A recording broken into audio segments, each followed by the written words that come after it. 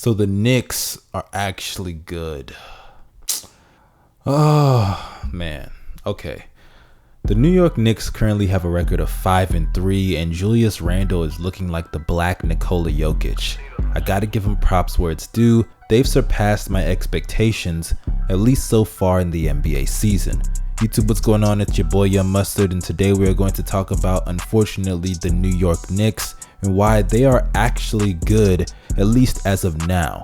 But without further ado, I'd like to give a shout out to the sponsors, Casa Clothing. Casa is unlike many other clothing brands as they have a multitude of options at their disposal. They have some nice beanies, they have some hoodies, some sweatsuits, and they also have many other accessories that you can check out on their website. I just finished ordering a graphic tee from them, and that hoe is clean as fuck, trust me. And if my word isn't enough, you can get free shipping on any order over $100, and if that isn't enough, you can use my promo code MUSTARD to get 10% off of any purchase. So after you watch this video and give it a nice like and comment, make sure you get up off your ass and purchase some Casa Clothing, because home isn't a place, it's a feeling. But without further ado, let's get back to the topic of this video, the New York Knicks. Now, for those who have been following this channel for a long time, you know I do not like the New York Knicks. I think they are a waste of space in the NBA. They always try to target big names in free agency as if anybody with common sense would want to sign with the New York Knicks, especially if they have aspirations to be on a winning team and contend for an NBA championship.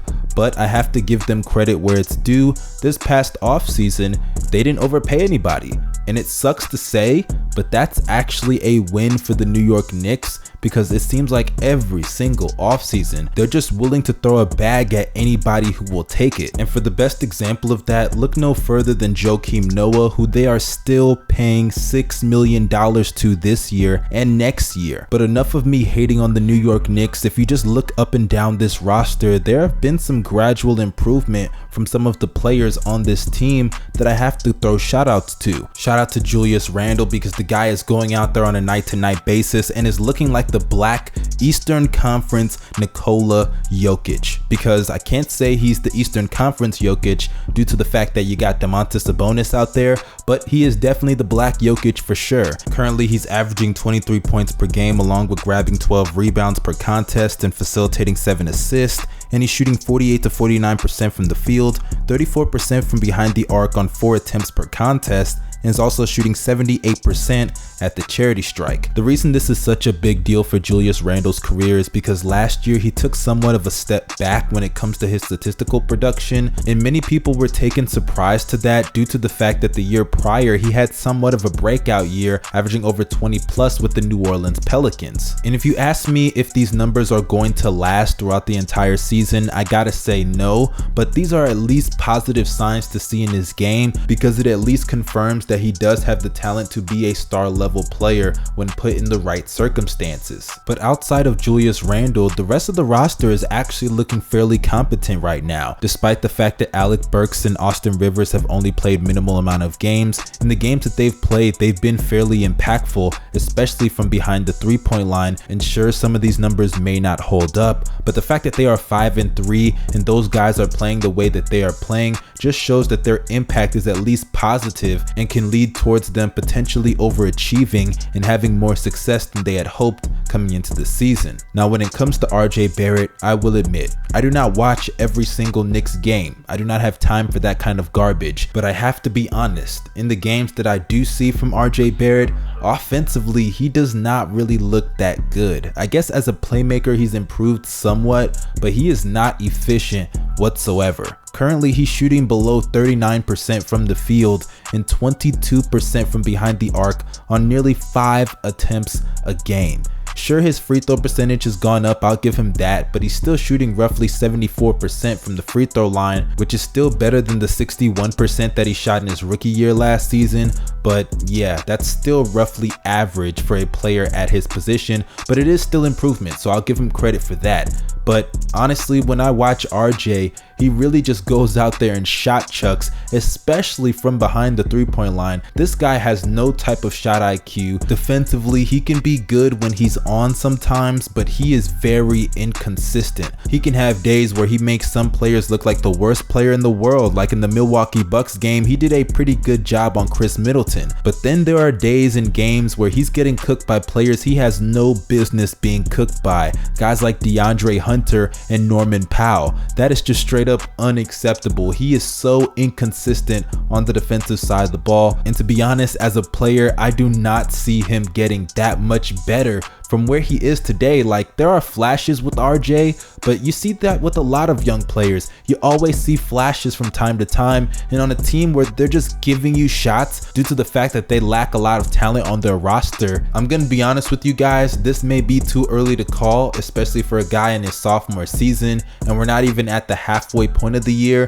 But I think RJ Barrett is going to be an NBA bust. That's just me. Let's not forget he was drafted in the top 3, and a lot of people thought he had star potential. Yeah, I just do not see it. I don't even see him becoming an all-star one day.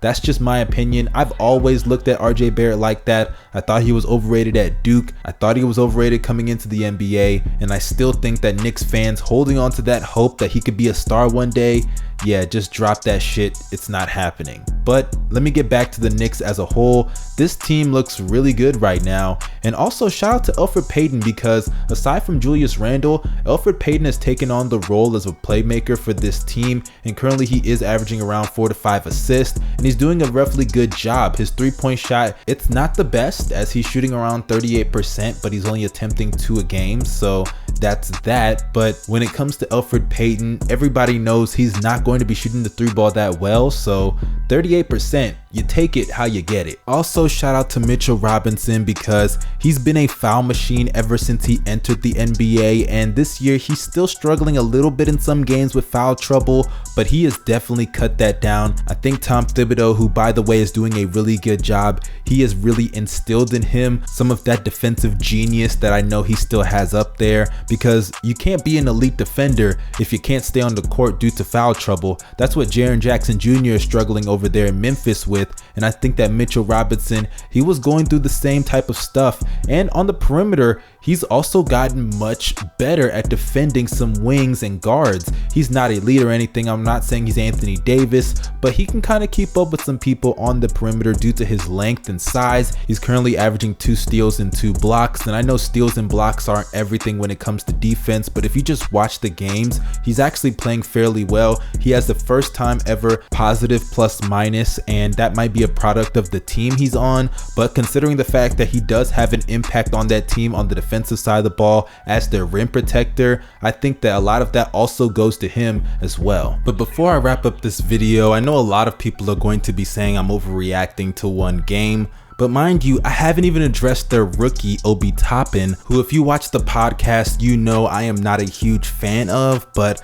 I still do think he has potential. And the fact that he hasn't even played and he's going to be coming into a winning culture, at least as of now, because they are a winning team with a 5-3 record, and that actually gives them something to aspire for due to this new sense of hope that they have right now. That is something that a lot of the young players that the Knicks have drafted over the years have not been able to have. And though the Knicks may not be the perfect and ideal situation for any young player in the league, even if, or should I say when, they miss the playoffs, I still believe the New York Knicks are moving in the right direction. They're trying.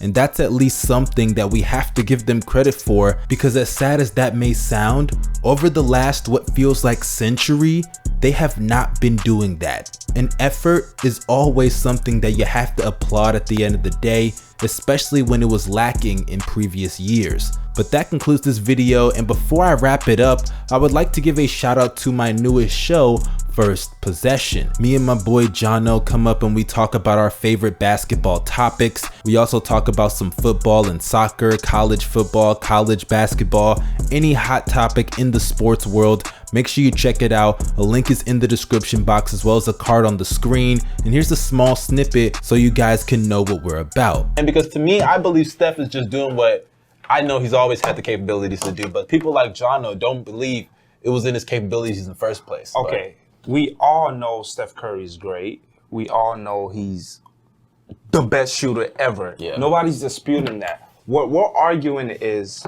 when you don't have Klay Thompson, Draymond Green, Kevin Durant, what can you do for your team?